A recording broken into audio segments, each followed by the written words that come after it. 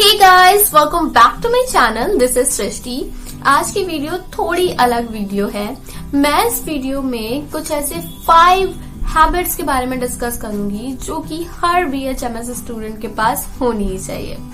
Disclaimer, मैं इस video में ऐसे वो जो कॉमन हैबिट्स होते हैं कि विद्यार्थी के क्या गुण होते हैं, लक्षण होते हैं, उसके बारे में बिल्कुल डिस्कस नहीं करूंगी। विद्यार्थी पंच लक्षणम के बारे में मैं इस वीडियो में स्पेसिफिकली कुछ अलग हैबिट्स के बारे में डिस्कस करूंगी जो कि हर एक BHMS स्टूडेंट के पास होनी ही चाहिए। So without any delay, let's begin.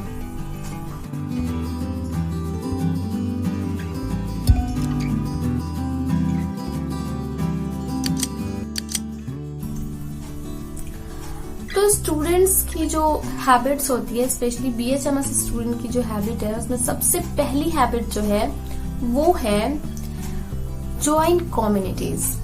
अब आप सोच रहे होंगे कि कम्युनिटी, या यहाँ पे मैं ऑनलाइन प्लेटफॉर्म के बारे में बात कर रही हूँ कि ऐसा अभी जो आजकल जो टाइम है जहाँ पे सारे स्टूडेंट्स के पास मोबाइल है और सब कहीं ना कहीं मतलब किसी ना किसी सोशल मीडिया प्लेटफॉर्म पे वो है ही, उनका अकाउंट है ही, और आप उसे एज अ एंटरटेनमेंट पर्पस और some time as a weapon भी यूज करते हो। तो अभी जो टाइम है वो, अब आप आ गए हो BHMS में, तो अब आप होम्योपैथी सर्च करो, चाहे वो इंस्टाग्राम हो, चाहे वो फेसबुक हो, चाहे वो ट्विटर हो, चाहे वो टेलीग्राम हो, चाहे वो यूट्यूब हो, और ऐसे लोगों के साथ कनेक्ट हो जो कि होम्योपैथी से जुड़े हैं। इंस्टा पे जब आप होम्योपैथी सर्च करोगे तो ऐसे कई सारे पब्लिक फिगर आएंगे जो कि अपने होम्योपैथी के फील्ड में उन्होंने काफी अच्छी अचीवमेंट हासिल की है, और कुछ ऐसे फनी मेम्स भी आएंगे, कुछ अच्छे डॉक्टर्स भी आएंगे, तो आप उन सबको फॉलो कर लो। वैसे ही सेम अगर आप FB पे हो तो ग्रुप्स ज्वाइन कर लो, टेलीग्राम पे भी आप ग्रुप्स ज्वाइन कर सकते हो, कम्युनिटी ज्वाइन कर सकते हो, यूट्यूब पे ऐसे कुछ लोगों को सब्सक्राइब कर लो। इससे क्या होगा कि आपका जो इंटरेस्ट है वो बना रहेगा। जब क्योंकि क्या होता है, मोस्टली BHMS स्टूडेंट के साथ ये होता है कि लोग आपको थोड़ा डिमोटिवेट कर देते हैं, वो आपको पुल डाउन करते हैं। अच्छा, BHMS स्टूडेंट हो, हाँ ये वो, और आप सुन सुन के थोड़ा डिमोटिवेट हो जाते हो। तो जब आप अपनी तरह के लोगों से जुड़े रहोगे ना, तो आप मोटिवेट रहोगे। जब आप उनकी अचीवमेंट्स को देखोगे, जब वो देखोगे कि आप वो कैसे लोगों को क्योर कर रहे हैं, तब आप मोटिवेट हो जाओगे। अगर वो कर सकते हैं तो आप भी कर सकते हो। तो इसीलिए मैं कह रही हूँ कि आप ऐसे जगह पे जुड़ो। इवन मैं तो कह रही हूँ कुछ फनी मीम्स को भी फॉलो कर लो ताकि एंटरटेनमेंट भी बना रहे। तो इन सब चीजों को आप सबसे पहले ज्वाइन करो। इससे एक और फायदा होगा कि जब भी वो अपनी, बहुत सारे जो डॉक्टर्स हैं वो अपनी केस टेकिंग शेयर करते हैं, तो केस टेकिंग शेयर करते हैं तो वो बताते हैं कि उन्होंने क्या मेडिसिन दी, फिर कैसे क्योर हुआ। तो ये सब मोटिवेशन का काफी अच्छा सोर्स है, और आपको BHMS में मोटिवेशन की बहुत ज्यादा जरूरत पड़ने वाली है। सो इस हैबिट को तो अपने में शामिल कर ही लो कि उन सबको फॉलो करके उनकी पोस्ट देख लिया करो।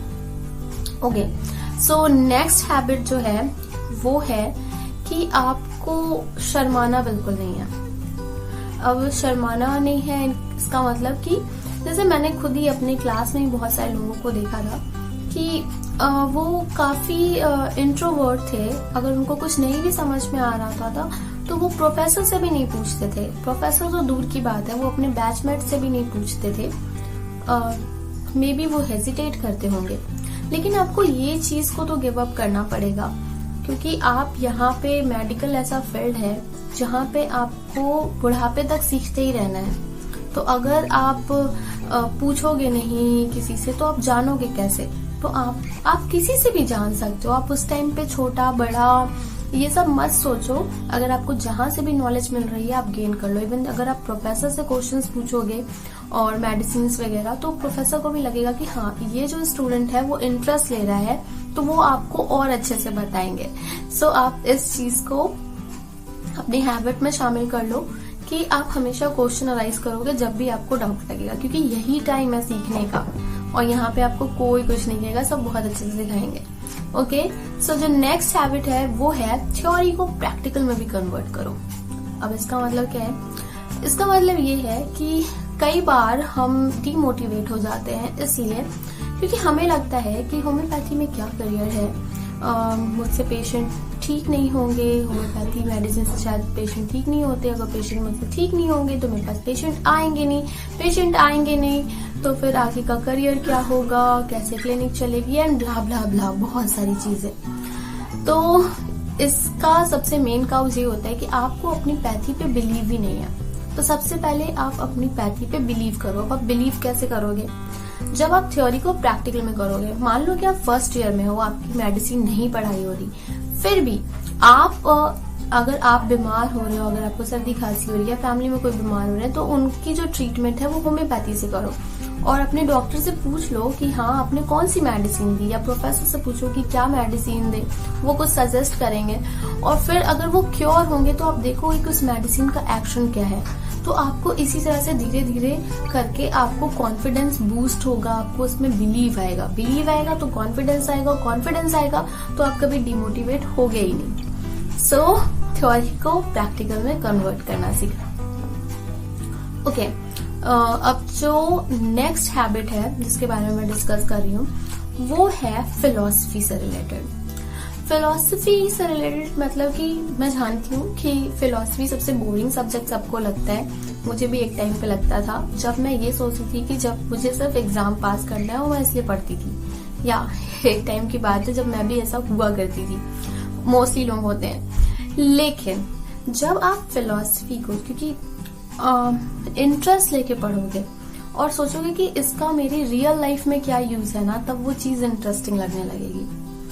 मैं यहाँ पे वो लंबी लंबी पारास की बात नहीं करी, मैं ये बात कर रही हूँ कि आखिर जो इतने पियोनियर्स थे और खुद हैनीमैन भी जो कि एलोपैथिक डॉक्टर थे, वो होम्योपैथी में क्यों आए?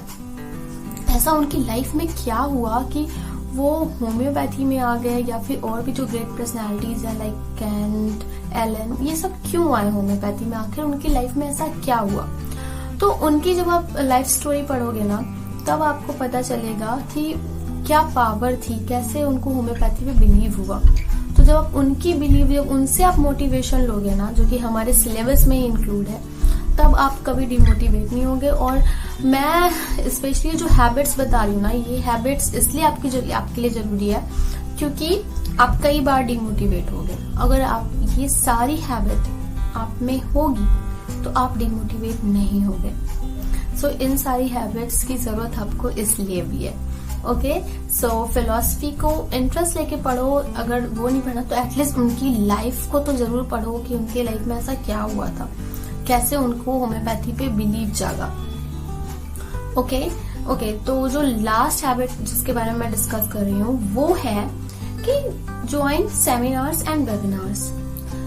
सेमिनार्स मैं ये नहीं कह सकती कि उसको हैबिट बनाओ लेकिन हाँ, आप वेबिनार्स तो अटेंड कर सकते हैं, क्योंकि वेबिनार्स आजकल कोरोना की वजह से कई सारे वेबिनार्स आते हैं।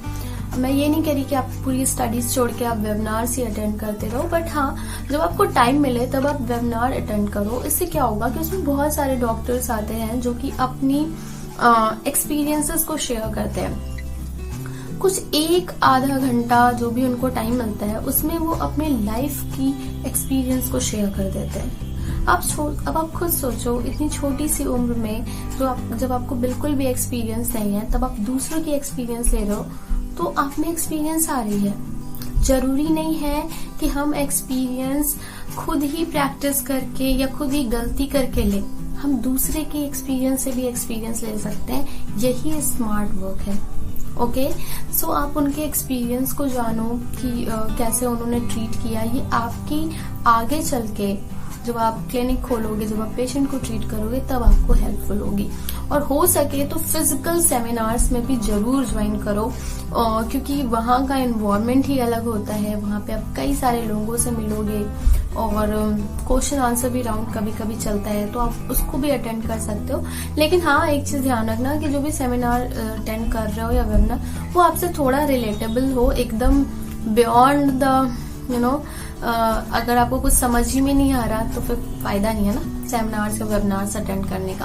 तो सिमिलर सब्जेक्ट्स पे लो जो कि आप थोड़ी बहुत जानते हो। ओके, तो ये सारी main motive seminars and webinars attend करने का यही है कि आपकी जो स्टडी है उसमें इंटरेस्ट बना रहे, आपकी जो नॉलेज है वो एनहांस होते रहे। इन सारे हैबिट्स से आप कभी डीमोटिवेट नहीं होगे और आपकी नॉलेज और एनहांस होगी और आपकी करियर और अच्छी होगी। सो आई होप कि आपको ये वीडियो थोड़ी हेल्पफुल लगी हो।